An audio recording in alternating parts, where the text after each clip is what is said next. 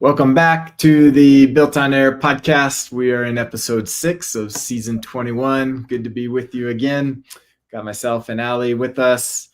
Camille is out sick this morning, but we should be joined shortly by Ben Green from Optimize IS. There he is. Let's put him in.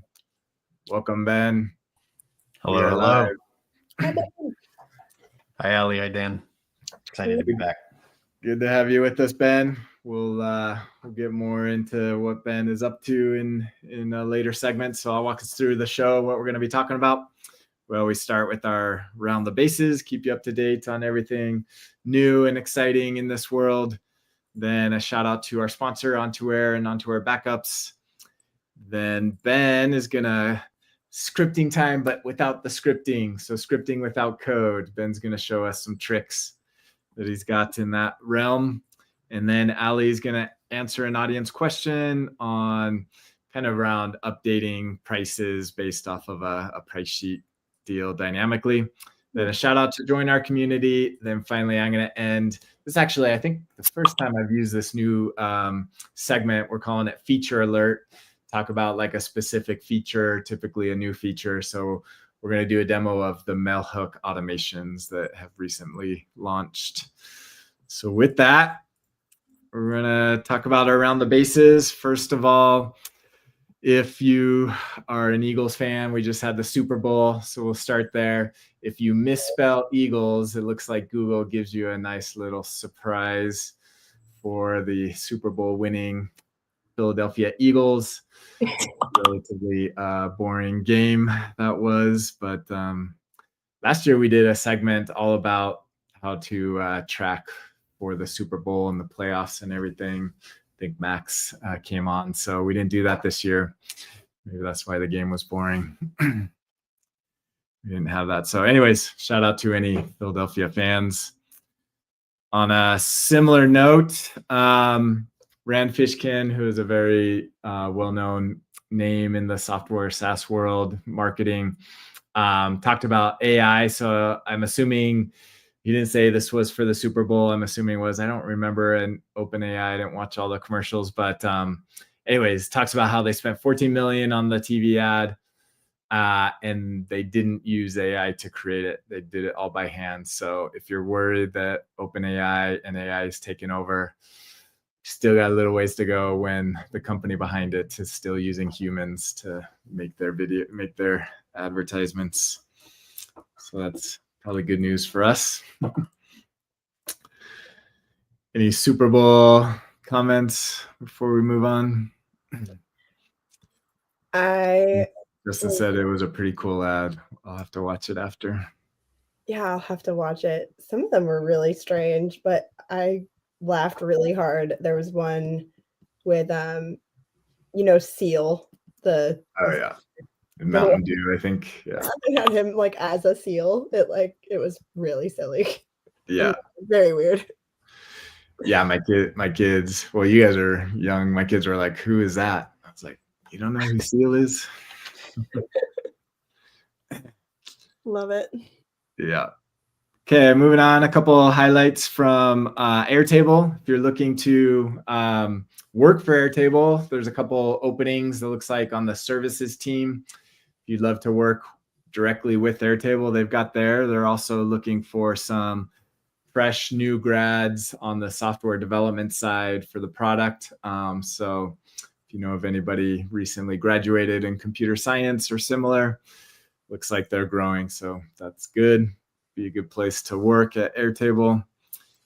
And finally, one more. If you like to keep up on the CEO, Howie Liu, and what he's up to, looks like he recently spoke at a branding convention and some takeaways and basically around how AI is working within the workflows and how you can use it within Airtable and how that works out. So if you want to hear what he's saying about the future of AI and how it impacts Airtable, you can check out that presentation there. Okay, next, a couple announced new things. We've talked about these for a while. This first one, preserved object IDs when cloning bases. Anybody want to explain what that is? I'm so happy about this one. The only thing I'm bummed about it is that it was not released a couple weeks ago when I really could have used it for a client. Really? Absolutely. Oh my gosh. So previously, if you either cloned a base or restored a base from a snapshot, it would create a new version of the base with all brand new table IDs, field IDs, record IDs, view IDs, etc. Because it was a brand new instance of that base, which ordinarily isn't a huge deal, but where it becomes a problem is if you're restoring a snapshot in order to like find data that was lost via like data entry errors or somebody deleted stuff, or in my case, I had a client that went to a view and pasted a bunch of new records. But she had the view sorted. So when she added a new record at the bottom, it tried to resort itself by bringing it up to the top. And when she hit paste, it overwrote all the records in the view instead of adding 200 more. Mm-hmm. So because the primary field was a formula field based on all the values that were in the table, the primary field changed for all of the records. And so when we restored the snapshot, the only way to tell what record was what previously was to look at the revision history in the current base and be like, well, the name used to be this, so we have to go now find it over here after that name. And it was just a nightmare. So if this had been live back then, all I would have had to do was grab the record IDs and be like, this record ID is this record ID. These are the same records. Here's what it used to be. Long story, but yeah. I'm very excited about this. Yeah. That sounds like a nightmare. Oh, I felt Fishing so through bad. revision history. Yeah, it was such a mess. I was like, oh no, I'm so sorry. Yeah. The interesting one is record IDs. So if you were assuming that a record ID is globally unique, it no longer is. I think this is the first time, because if you sync data from one base to another, the record IDs are not the same. And so that's kind of interesting. If you clone a base, you'll get the same record IDs, but if you sync data from a table, you'll get different record IDs. Mm-hmm. I think that's partially because if you clone it and there's the same record ID exists in those two bases, but then you took like those two tables and did a multi-source sync in a third base, you wouldn't want the duplicate record IDs there. So I think that's probably why the destination of a sync has different record IDs than the source. Mm-hmm. Yeah. But now if you synced from two bases that were cloned, you would get the same source record ID, right? The same source, yes, but it would still have a new record ID. Destination. Yeah. Yeah, that's interesting. Yeah, we'll see what kind of fun that creates. But yeah, so always use the base ID will always be unique. So if you're looking for unique IDs, concatenate the base ID with whatever, and that should be unique. Exactly. There could be speaking of like unique identifiers and deduplicating bases, there could be a theory that the US government uses Airtable to keep track of everybody's social security numbers, because Airtable doesn't force you to dedupe the database. I saw there was some tweet referencing something that Elon had said in their whatever he's doing with the government. The database of US social security numbers allegedly has duplicates in it. Or like they allow duplicates to happen, which Airtable allows duplicates in the primary field to happen. So, and he said specifically that the government was not using SQL because somebody had commented back. So maybe they're using Airtable. Wow. Now they just have a bunch of tables. That means, yeah, that means they have a much higher record limit than I do. Yeah. Maybe they're using HyperDB. They just migrated. Yeah. But even that's only 100 million right now. 3 instances or 4 instances of HyperDB. There you go. Much. There's a good conspiracy theory for you. Airtable runs the government. Oh my goodness. Okay, one more. Gallery improvements in interfaces. I believe we've already mentioned this one. I don't know. Is this brand new or is this been around? I noticed it yesterday for the first time. It's you can now select between 1 and 3 columns per row. That was old, and that was something that was in the original gallery element from the inception of interfaces. But I think they're just bringing it back. But what I find really nice is the aspect ratio option. You can choose whether it's like tall, square, or I can't remember what the third option is. But it basically just makes the image either be, nice and tall or square. Or like fit. Yeah, or fit maybe the other one. Yeah. Wide, maybe. Yeah, I like it. I played around with it yesterday. There's some cool options. What I did find though is the tall one, while it looks nice, it's huge. It like takes up the entire screen. So yeah. Cool. All right. So gallery improvements in interfaces. So those are the 2 new ones that have been published. Yeah, next one. This is from the BuiltOnAir community. Kind of similar discussion about OpenAI, kind of an open-ended question. So OpenAI Operator, which I believe is basically inside the browser, allows you to manipulate browser actions through AI. And I know I haven't played with OpenAI's. I have played with Google's version of this, and it's pretty interesting. So the question is that basically going to take over no code, low code consultants' job of building things? Can you just do it all through OpenAI commands inside the browser? What are your thoughts? I saw something yesterday, or maybe it was this morning, about a similar topic to this, not specifically with Operator, but with AI in general and how that impacts like people in low code or no code or code. And what it was saying was AI is like first going to replace the most in the coding side of things because it can code, but what it won't replace is like the requirements gathering and defining like speaking with people and figuring out like what it actually needs built, because that is the harder part, is what this person was saying, is actually like working with people and getting people to adopt a tool.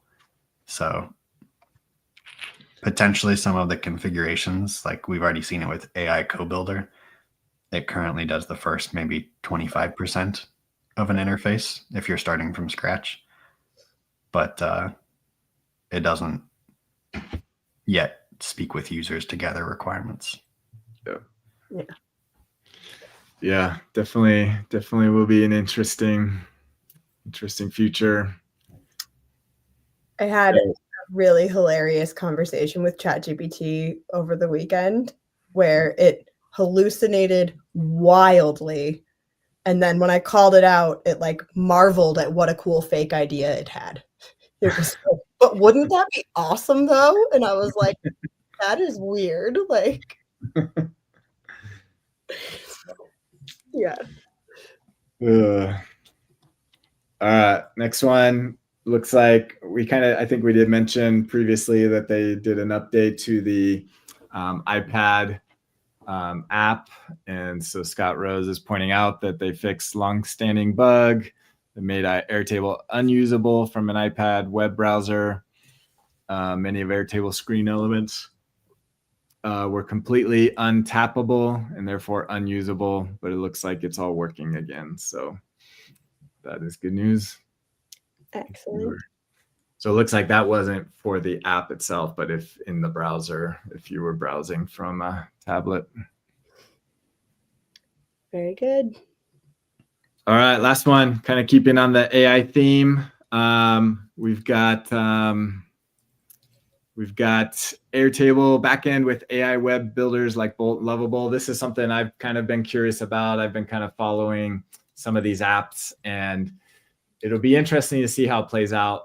So like kind of the legacy ones, softer Glide. All of them are incorporating AI, but there's some new ones that are like built from the ground up as AI front end builders. Bolt and Lovable are the ones that they mention. And so he's wondering if any are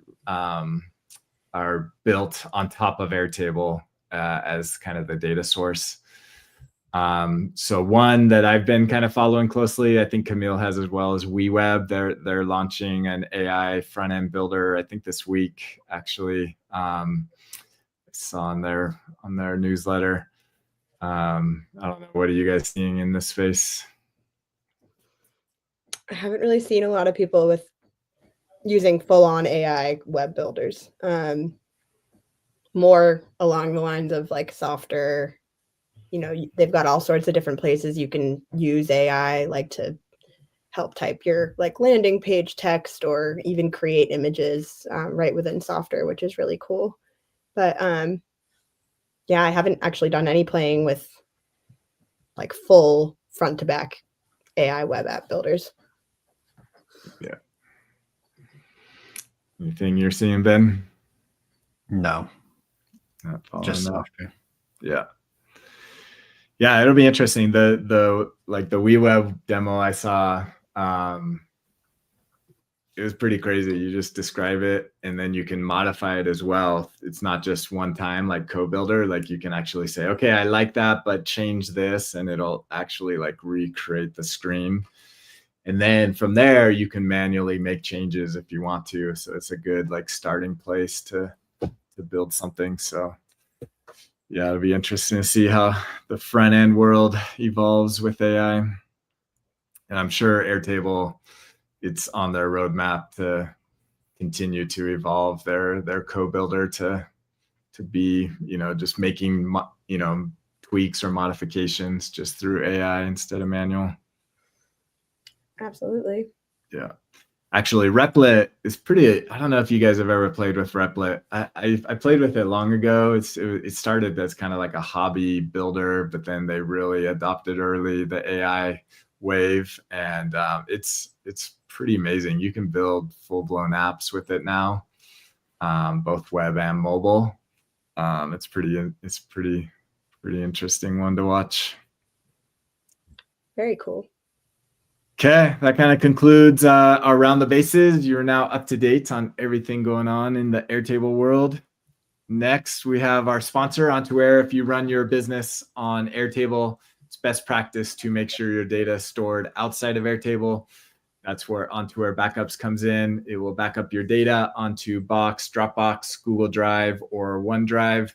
And you can rest easy knowing that your data, your attachments, your meta information about your schema is stored externally. We also offer the ability to back up or to restore your data back into Airtable from your backup. So check it out, ontoair.com. You can use promo code BuiltOnAir for a discount and get started backing up your data today. Okay, Ben, show us the ways scripting without code. You want to share your screen? Yeah, happy to.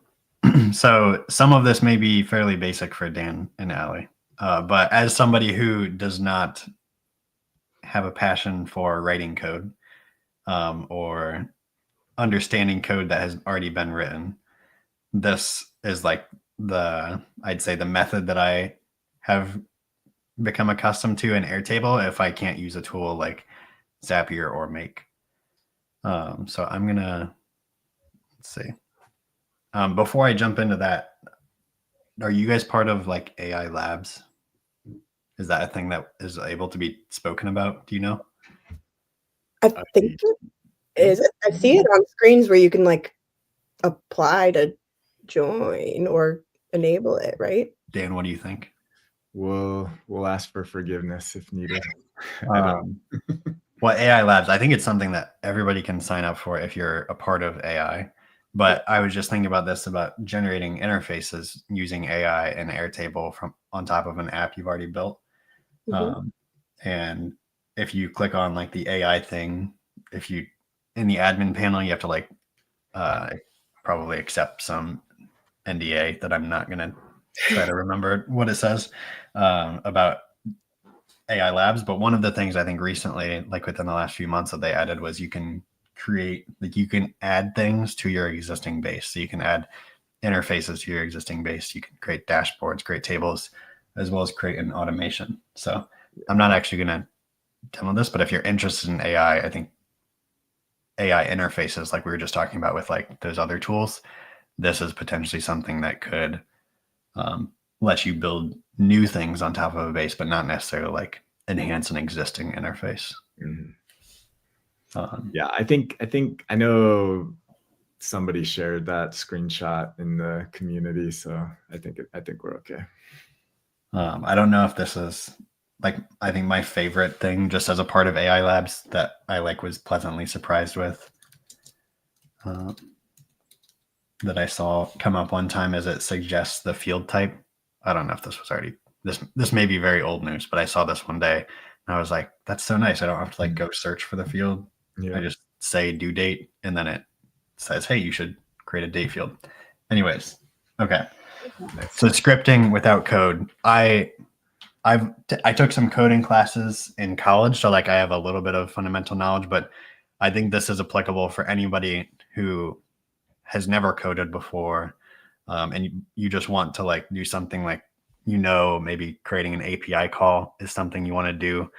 And an API call is basically you're using this other tool that has an API and you want the data in that tool to talk with the data in your Airtable. So this is like a demo environment that I'm going to use just with a bunch of fake data. The example that I'm going to show is I want to connect this with Asana. That used to be like a pretty common thing that people would ask me to do is create some integration, usually on Zapier or Make, where something would happen in Airtable and I want to go create a task for myself or somebody on my team in Asana. That could be a use case, or maybe you want to like migrate your data from Asana because you're getting rid of it and you'd rather use Airtable. Could be another good use case for making an API call to Asana.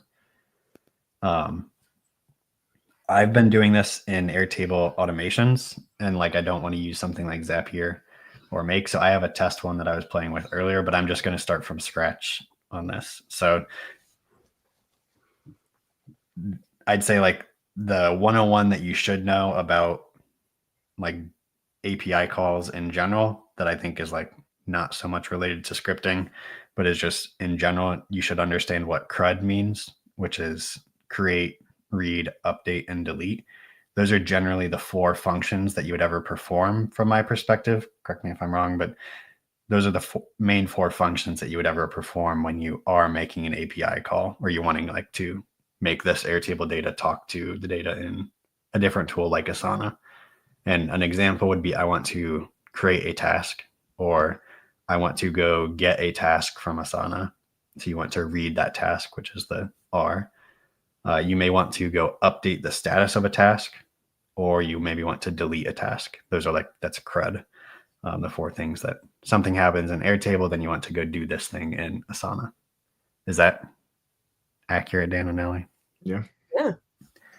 So the easy part that I'm going to show is the trigger. So I'm going to say something happens and I want to push a task to Asana. I want to go create a task in Asana.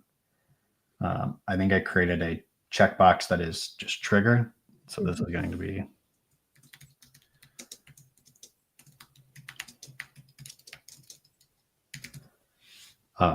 so trigger and then go create a task in Asana. And there's no like native Asana integration. There's all these other ones in here. There's everything from Salesforce to Jira to Facebook, but there's no Asana.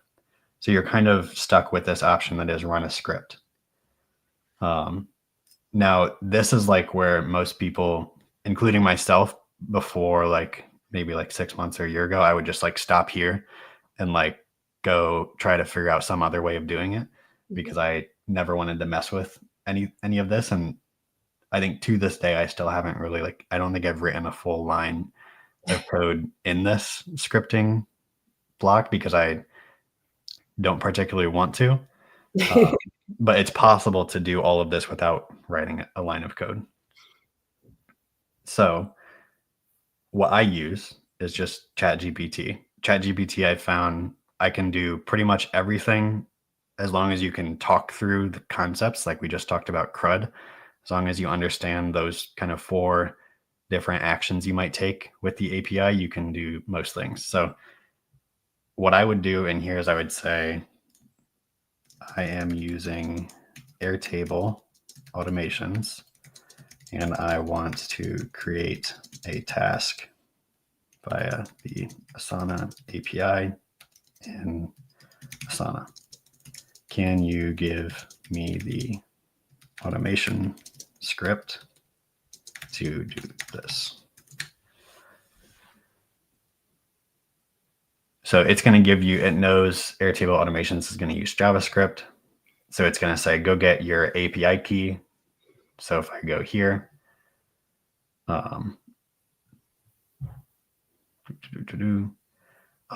one just note is the other thing that's kind of core to understand about automation scripts in Airtable is you may want to make things dynamic. So the other core concept you should understand before doing this is static data and dynamic data.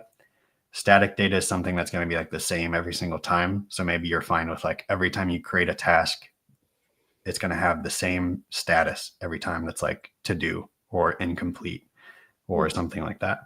That is what I would consider as static data. It's going to be something you don't want it to change for every record that you pass to Asana.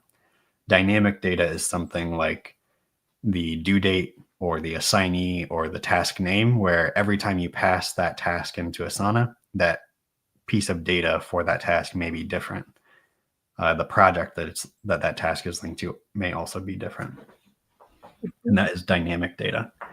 Dynamic data, I would typically suggest passing through, or anything you want to easily be able to change, I would suggest passing it through input.config. So back in here, I notice it like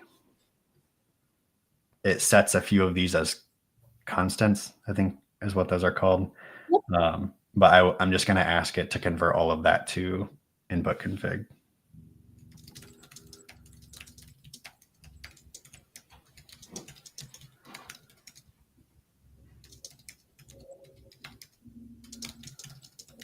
I don't know if it did it for the API key, but I'm also going to have it do it for the API key.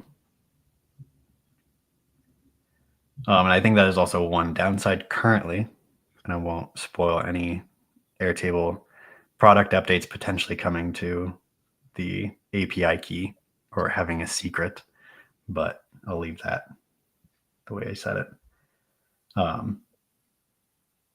So all of these, it's now replacing these as input config. So once this is done creating the script, I'm just going to copy it and put it into Airtable.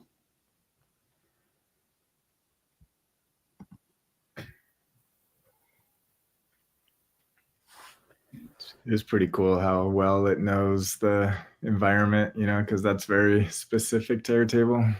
Yeah. And to Asana, like it's got to know the, you know, the structure that Asana wants as well. And that's, to me, writing API calls, like that's like the hardest part is like learning the documentation of the app you're trying to, you know, access their API. So this is awesome. So once you copy it in here, when you're first setting it up for these input variables, you have to go to each one of these like input config pieces. And I think it would say this in the description in ChatGPT, but just to save time, I'm going to copy each one of these and put it in over here on the left. This is also, you'll see this commonly. This is called camel case, I believe, is when just like the notation of it, you'll see this all the time from software developers like Dan. I'm going to call Dan out. Dan probably uses camel case on the back end of OnAir backups. Am I accurate, Dan? Usually, yes. Camel case is like a widely accepted thing where the first letter is lowercase, and then every word thereafter, the first letter is uppercase. I'm going to pretend like I know all this stuff. So the one step we skipped. So yeah, you can see here, it does say create those input variables. We never got the API key. So you would have to go to that link and find where you can, it said create a personal access token. You have to create a token.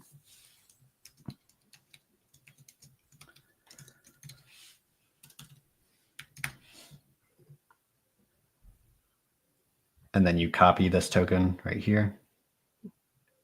Thankfully, both of these workspaces are not live, so you won't get anything. So the project ID, this is something you're going to want to pass through. I'm going to pass most of this as static. If you want, you ideally would have some of this data structure mapped into your Airtable to where you'd be able to pull the project ID. I don't, so I'm just going to pretend I always want to create a task in the same project every time, and that's going to be this vendor onboarding project. A lot of times, Airtable included, the like unique identifiers are stored in the URL. And if you want to know like what's the project ID, you can often like just click around and be able to tell.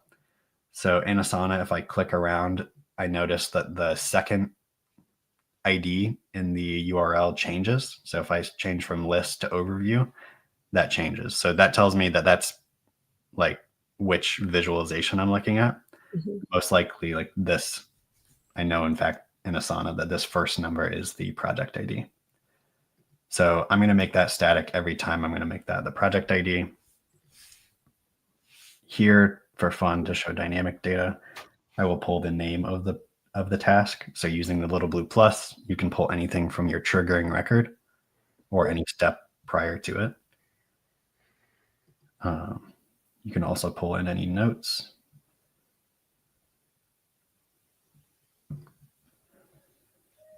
And then assignee email that I'm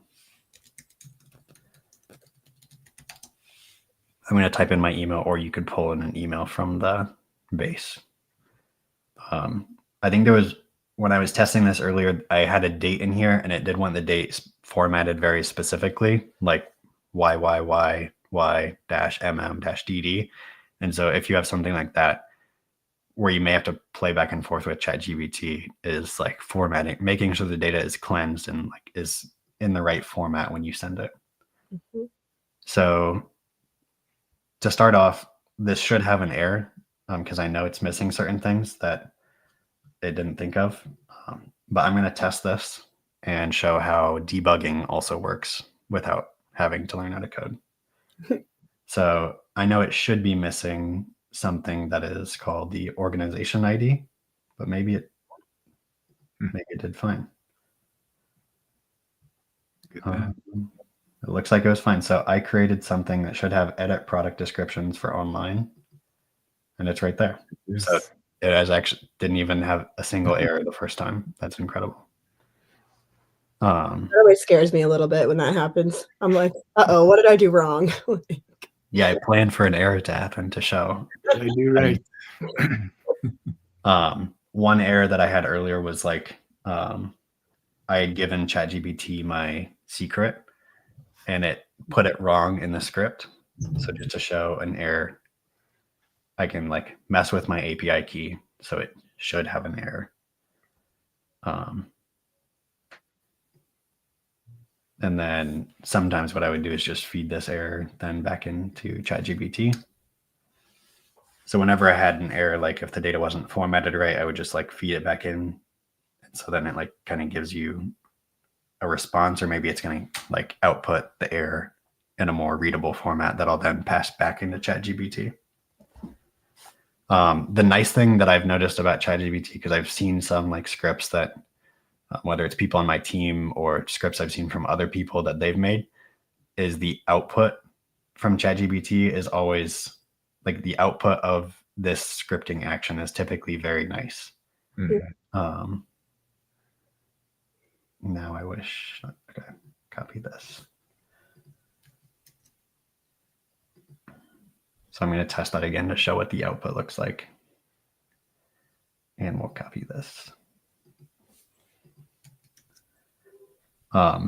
Typically when I'm like, I created this task in Asana, I now want to go update Airtable. This is when I would shift back and just use the native things in Airtable because of things like changing field names. I don't want to have to worry about that in my script. Mm-hmm. That's like one of the main things from my point of view on why I'd want to do that. And the console.log, all of this like should come out, I think, as a good output. So if I go like add a new step and go update the record in the tasks table, using the record ID from the trigger. Let's see. I just want to show, hopefully. Okay, all it output was the Asana task ID. So what I would tell ChatGPT is, please output all details of the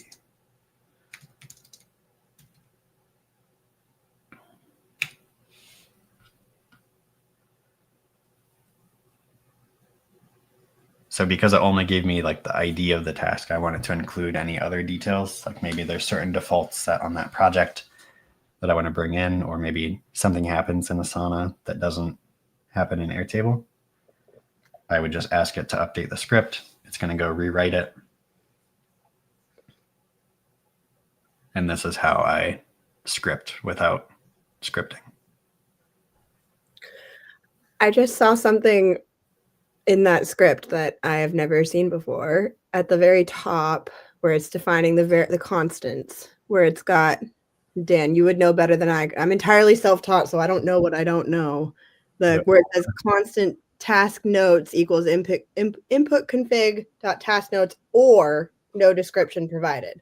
Is that something you can do with all variables? Like if it's not, if it's null or an empty string, then it'll go to the default. So that's very common to set a default value. I had no idea you could do that. That is awesome.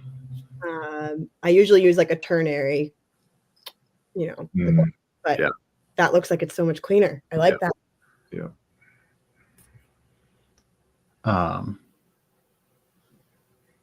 So this still didn't even do it the way that I like. I think I can probably find a different one that did output it the right way, but I think there's a way with output.site you can basically have it return everything kind of in I want to say it's like kind of in JSON format, but then it's like you don't have to look at it in JSON. It still outputs everything as like every single piece of data that it found in the API, then like dynamically returns it all.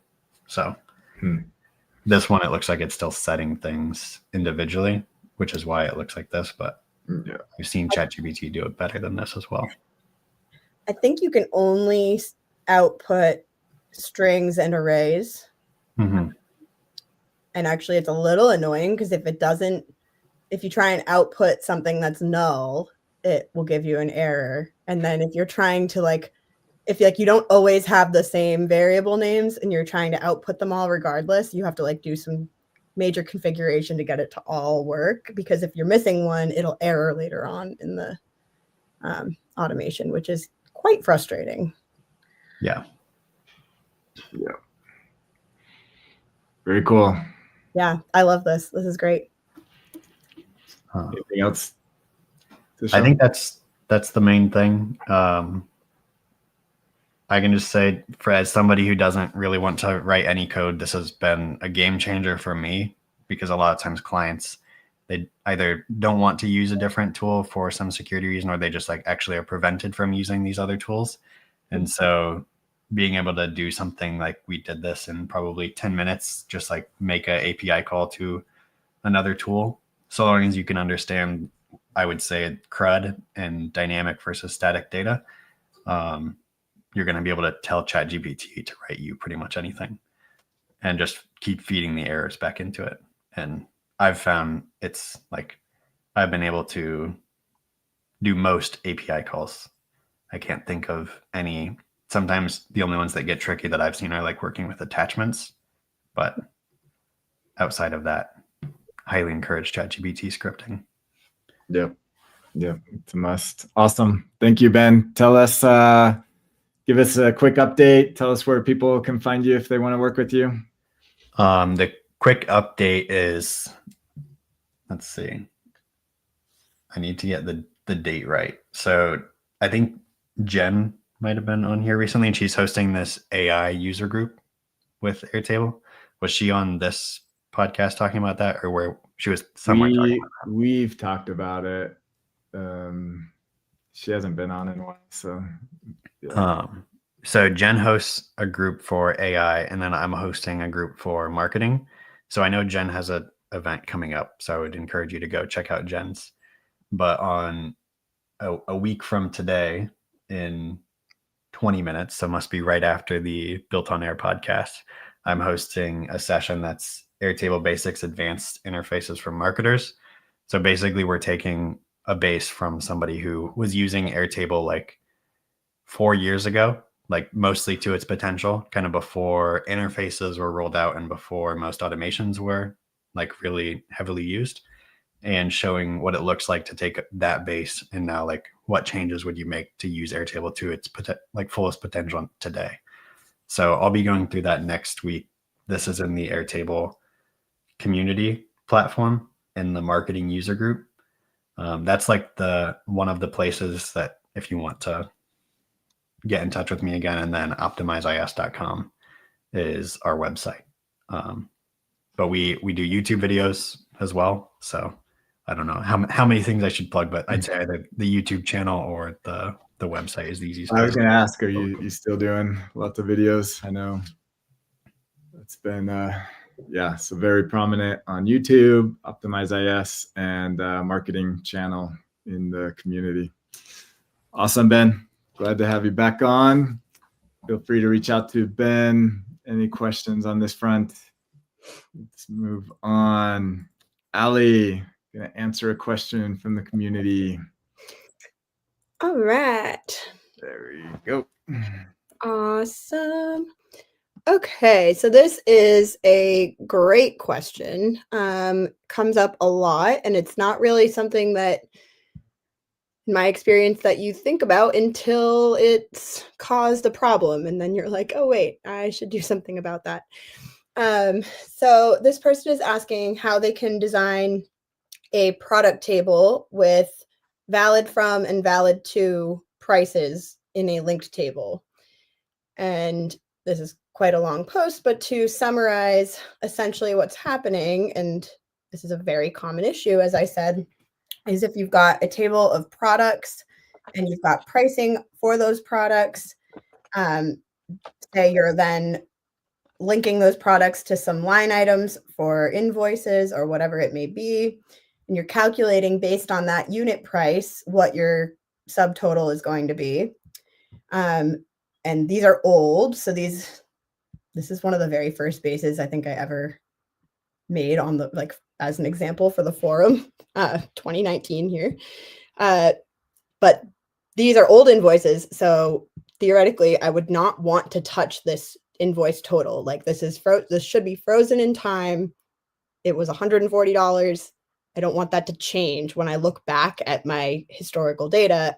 I want this to be always $140 because that's actually what the invoice total was at that time. But if I go change, and actually I just realized I need to make a quick change that I had already built this kind of thing into here. Let me just do some values. Excuse me.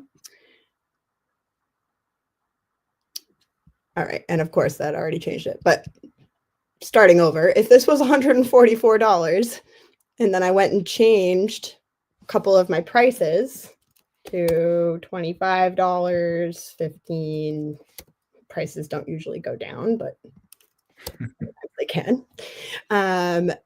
Now all of my historical data is completely messed up.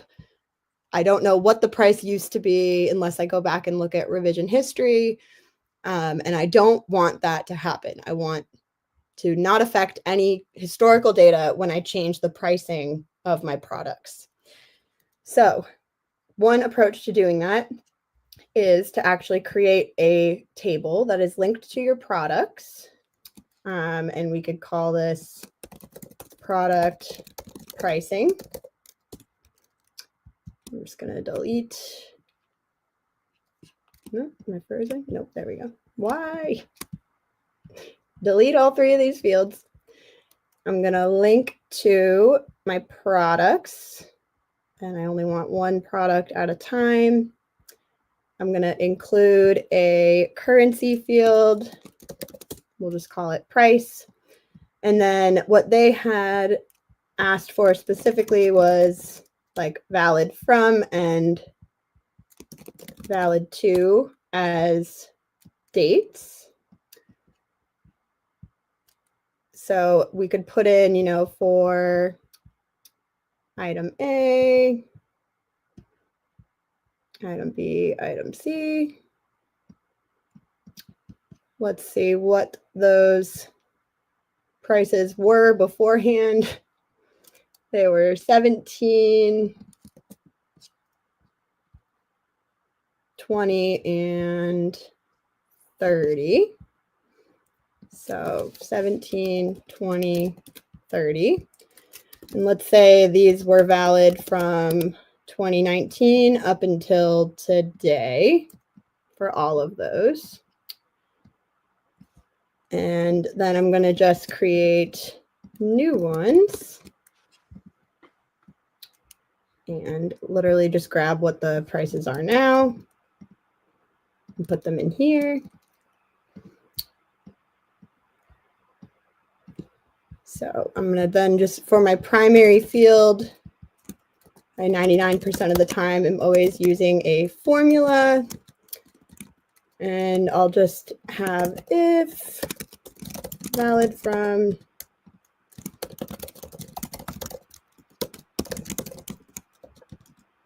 and throw a quick thing in there. Okay. So we don't have a whole lot of time.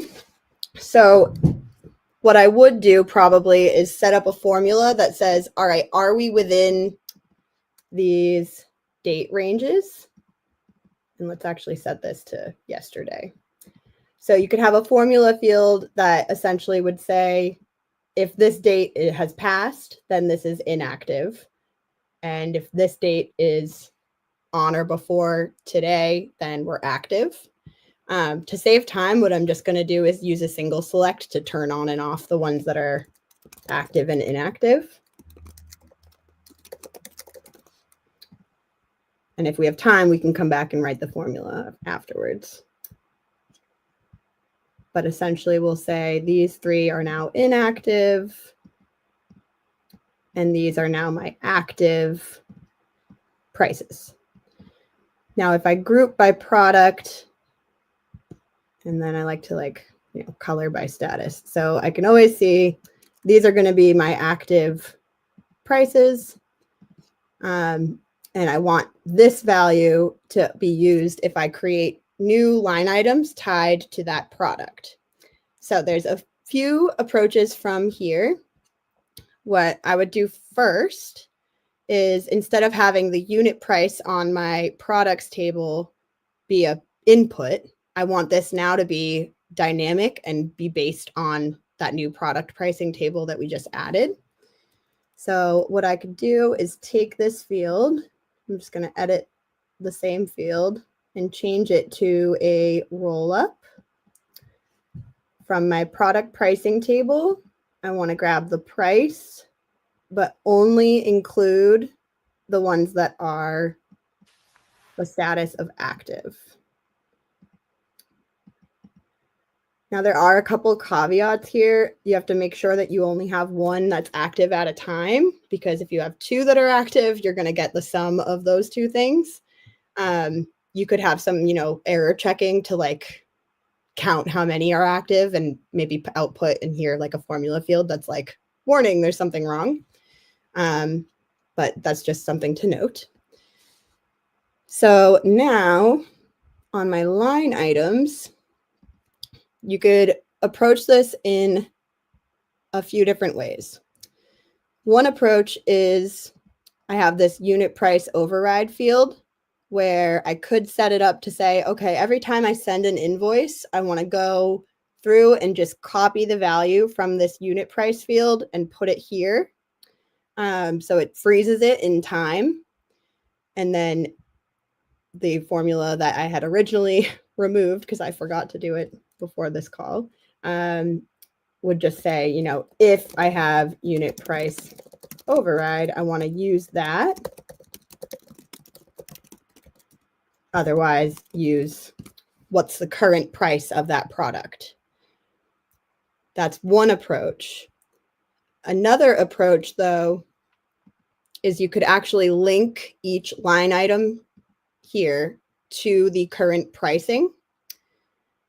And you could take advantage of this lovely new dynamic filtering to say, I only want to grab where products has any of dynamically the product that's on this row, and the status is active. So we'd call it that. So now for this, I'm going to be only showing, I should only see one option to choose from. And you could also use an automation to fill this field in. So as soon as you create a line item for a product, you could have an automation then go and grab the current pricing for that product and link it here, and then have your unit price be based off of this linked field, which would be dynamically changing as you're changing your pricing. So if we, just to actually show what it would have looked like if I had had this set up from the beginning, this would have been all the inactive pricing because these are the old invoices. Item A, item B, and then let's just take this and change it to be the product pricing price. And I'm just going to get rid of all of that and have it be the sum of that. So now I'm back to where I was at before for my subtotal, 144 for that invoice. But if I go now create a new one,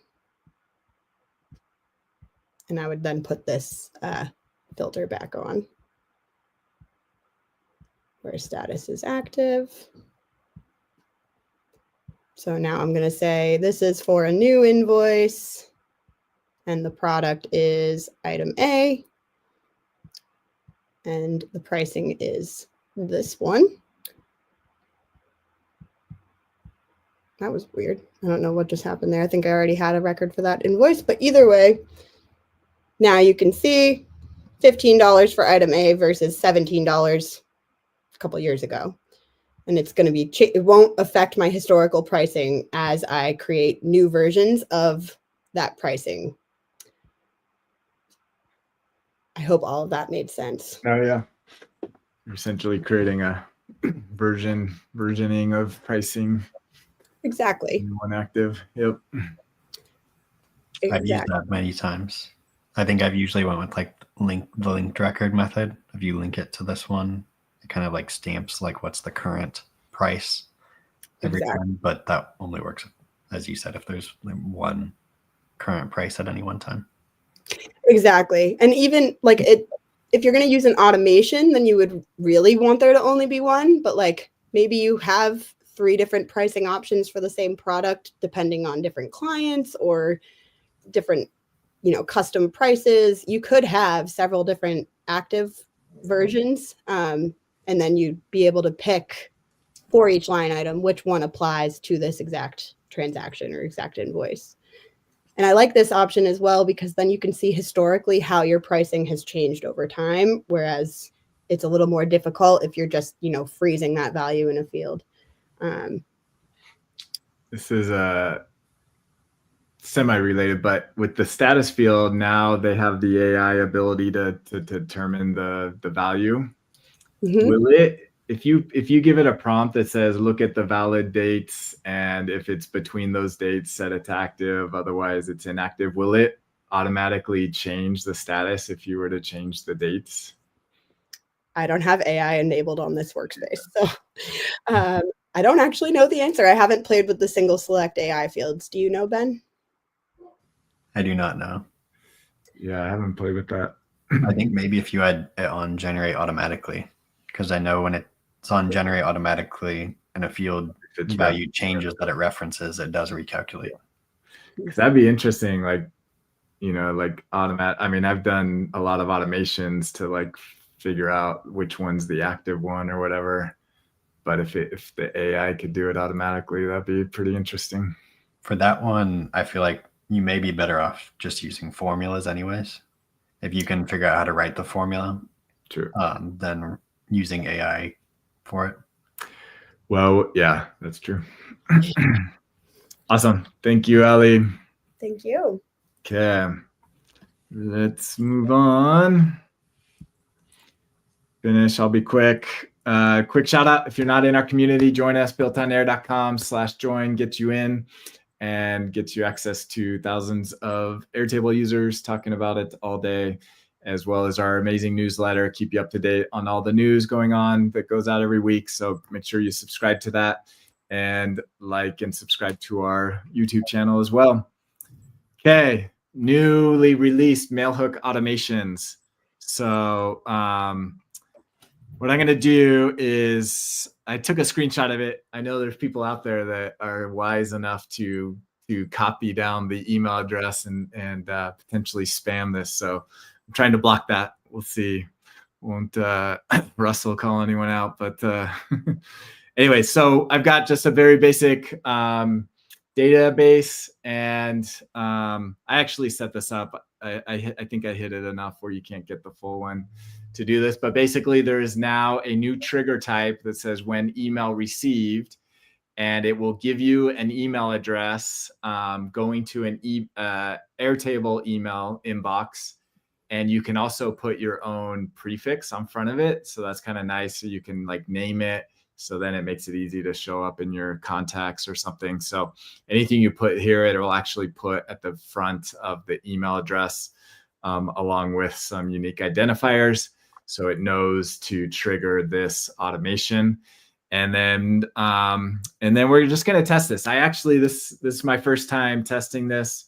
So we're going to see what we do. We had a couple questions last time of like, what do you actually get? So we're going to test it out. So I've got, show you a screenshot. I've got an email ready to go. I'm going to hit send here and blocked out the oops, I need to fix that. Okay, I had it in the CC. Okay, I'm going to send this and we're going to test it. Okay, I just sent it. And we're going back in here. Now we're going to test this trigger. See if how long it takes to receive. Looks like it has not received. Has not received yet. Okay, let's try it again.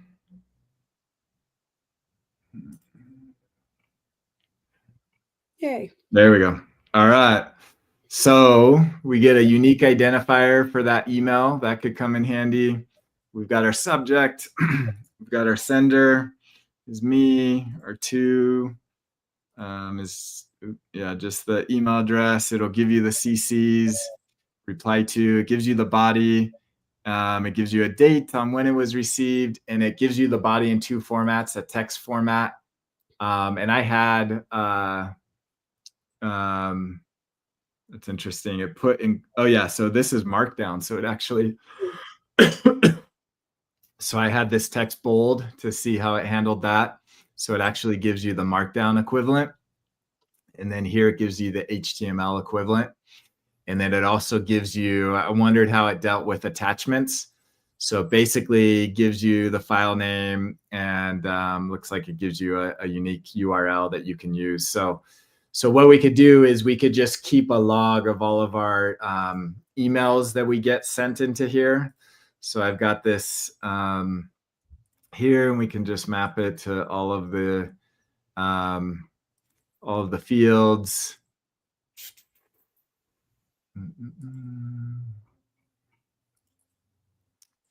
We'll just put the address for now. You could map all of them, and depending on what you want, this one I actually marked as markdown as rich text.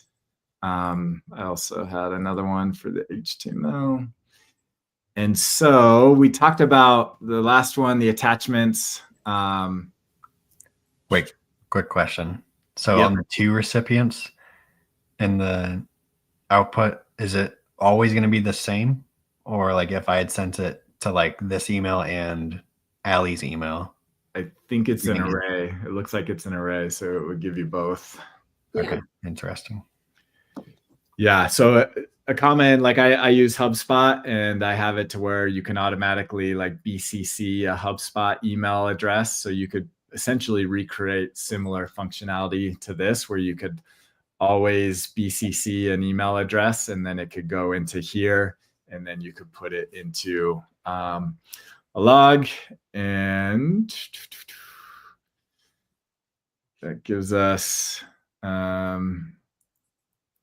okay. Let's see. There we go. Let me test it.